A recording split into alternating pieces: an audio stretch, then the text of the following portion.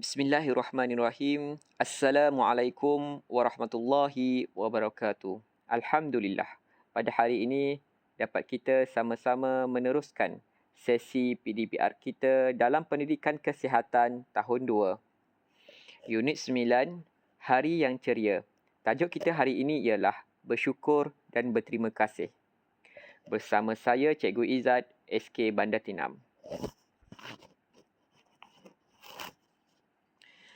Pada hari ini, kita akan belajar yang pertama, cara bersyukur kepada Tuhan dan berterima kasih kepada ibu, bapa, penjaga, ahli keluarga, guru dan rakan. Yang kedua, menilai kepentingan menzahirkan kasih sayang kepada Tuhan, diri, ibu, bapa, penjaga, ahli keluarga, guru dan rakan. Pada minggu lepas, anda telah belajar maksud bersyukur. Pada hari ini, saya akan ulang semula apa itu maksud bersyukur. Baiklah murid-murid, bersyukur membawa maksud menzahirkan terima kasih kepada Tuhan. Manakala berterima kasih, perasaan dan perlakuan untuk menunjukkan pengiktirafan dan penghargaan terhadap sesuatu jasa, sumbangan atau pemberian.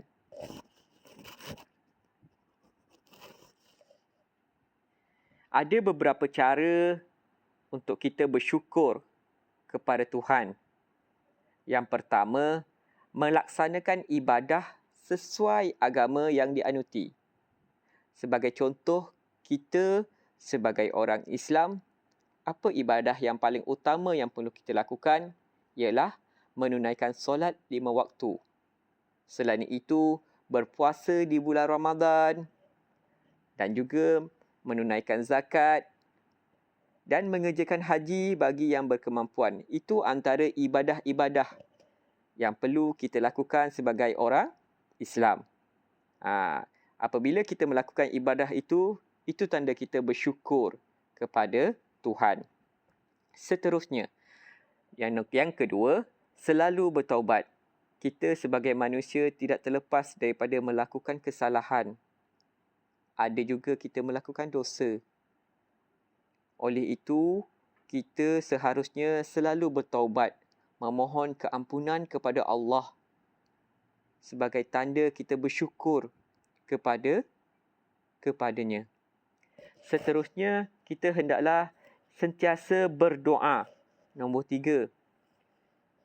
Berdoa ni, apa yang ingin saya terangkan di sini ialah kita boleh berdoa di mana-mana sahaja tempat. Tidak kira masa, waktu dan sebagainya. Bukan hanya selepas sembahyang sahaja ataupun selepas solat sahaja kita berdoa. Malah, tak kira apa sahaja yang kita lakukan, kita boleh mohon doa. Di mana sahaja tempatnya. Tiada tempat yang khusus. Sebagai contoh, sebelum makan, awak berdoa. Sebelum hendak memulakan pekerjaan ataupun pelajaran, awak berdoa. Ataupun awak ada rasa kesedihan, awak boleh juga berdoa, memohon supaya hati ini ditenangkan. Jadi, yang seterusnya, apa cara yang boleh kita tunjukkan rasa bersyukur kepada Tuhan ialah nombor 4, kita hendaklah menjaga kesihatan jasmani dan juga rohani. Sebagai contoh dengan melakukan aktiviti fizikal, bersukan, berjoging. Dan kita hendaklah menjauhkan diri kita daripada aktiviti-aktiviti yang tidak bermoral. Sebagai contoh apa? Melakukan minum arak ataupun vandalisme ataupun perbuatan-perbuatan yang tidak elok.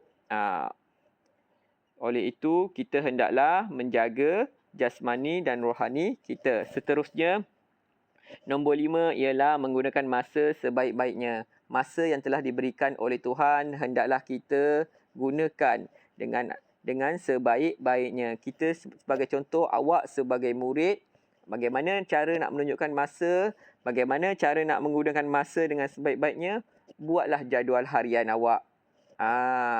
Awak buat jadual daripada awal bangun tidur sehinggalah hendak masuk tidur. Buat jadual. Sebagai contoh, pukul 7 hingga pukul 8. Okey, buat apa? Pukul 8 hingga pukul 9 buat apa? Dan seterusnya. Itu cara-cara tanda awak bersyukur kepada Tuhan.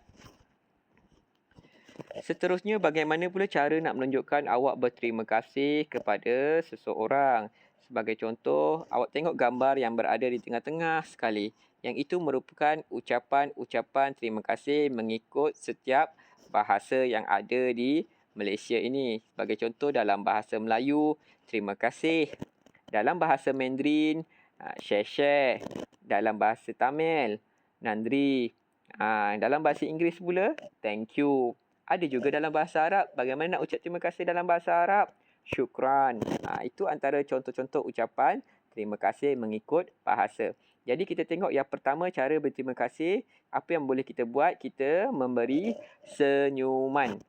Dengan memberi senyuman pun orang sudah rasa apa? Rasa tenang bila melihatnya. Rasa berterima kasih bila melihatnya. Tidak susah ya murid-murid untuk memberi senyuman. Memberi senyuman kena bayar ke? Tidak kena bayar ya murid-murid. Jadi oleh itu apa yang saya minta, berilah senyuman kepada semua orang supaya semua orang senang melihat kita. Okey, seterusnya mengucapkan terima kasih. Kepada siapa? Kepada pemandu bas yang menghantar kita ke sekolah. Kita ucapkan terima kasih sebelum turun daripada bas. Seterusnya kepada Pak Gad yang menjaga lalu lintas. Kita ucapkan terima kasih Pak Cik. Okey. Cara yang seterusnya ialah boleh kita buat ialah memberi kad ucapan. Memberi kad ucapan kepada sesiapa yang kita ingin ucapkan. Sebagai contoh kepada kawan kita yang telah mengajar kita ataupun yang telah membantu kita belajar. Terima kasih sahabat. Kepada guru yang telah mengajar kita. Terima kasih cikgu. Kepada ibu bapa yang telah membesarkan kita. Terima kasih ibu dan bapa. Sebagai contoh, kita buat kad ucapan. Seterusnya kita beri apa? Cara kita berterima kasih. Tengok gambar di bahagian bawah itu. Kita berterima kasih kepada makcik yang membersihkan tandas, yang menjaga kebersihan. Kalau kita nak masuk tandas, ada makcik yang sedang bersihkan tandas, apa yang perlu kita buat? Kita memohon maaf. Minta maaf makcik, izinkan saya menggunakan tandas. Okey, selepas tu ucaplah terima kasih makcik kerana membersihkan tandas ini. Itu tanda kita berterima kasih. Seterusnya, kita bersalaman ataupun berjabat tangan. Tanda kita berterima kasih kepada seseorang. Tetapi akibat daripada pandemik COVID ini, kita tidak digalakkan berjabat tangan. Cara yang terbaik yang boleh kita lakukan ialah dengan meletakkan tangan di dada. Menunjukkan cara kita berterima kasih kepada seseorang. Okey, seterusnya memberi hadiah. Okey, memberi hadiah ni tidak perlulah memberi hadiah-hadiah yang mahal ataupun mewah-mewah. Cukuplah sekadar memberi hadiah mengikut kemampuan. Okey, beri hadiah kepada seseorang. Okey, sebagai contoh tanda penghargaan ataupun tanda apa lagi? Sebagai tanda kasih sayang kepada dia. Ataupun tanda peringatan. Kita boleh beri hadiah. Okey. Itu antara cara-cara kita nak menunjukkan terima kasih kepada seseorang. Seterusnya, kepentingan menzahirkan rasa kasih sayang. Apa kebaikan kalau awak menzahirkan rasa kasih sayang? Yang pertama, dapat meningkatkan kesefahaman.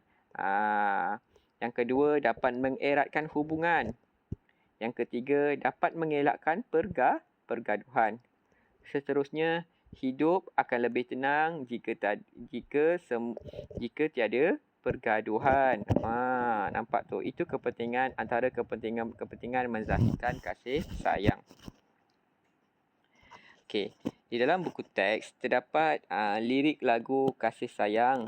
Awak boleh rujuk lirik lagu tersebut dan pada hari ini saya akan sampaikan dan saya akan nyanyikan lagu kasih sayang ini mengikut melodi Lemak Manis.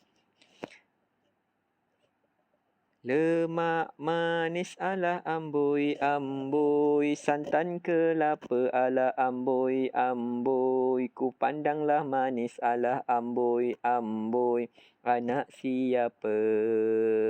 negara kita aman dan makmur. Kasihi ibu, sayangi bapa. Mari berdoa tanda bersyukur. Ucap terima kasih kepada semua. Lemak manis alah amboi, santan kelapa alah amboi, ku pandanglah manis alah amboi. Anak siapa? Ajar kami membaca buku. Terima kasih wahai guruku. Abang, kakak dan adikku sama-sama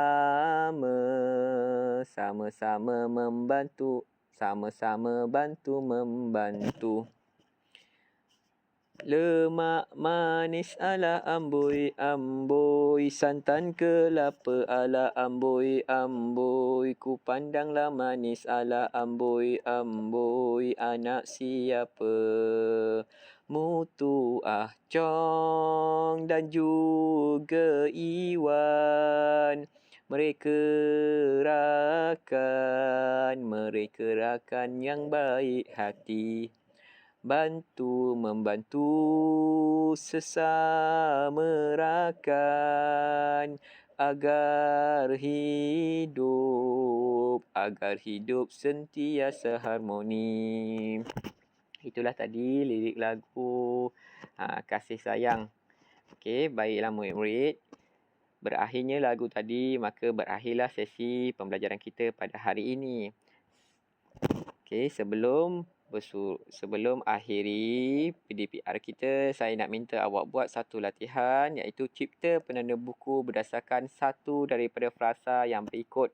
Terdapat beberapa frasa kat sini. Awak ambil satu sahaja frasanya dan tulis di atas penanda buku awak.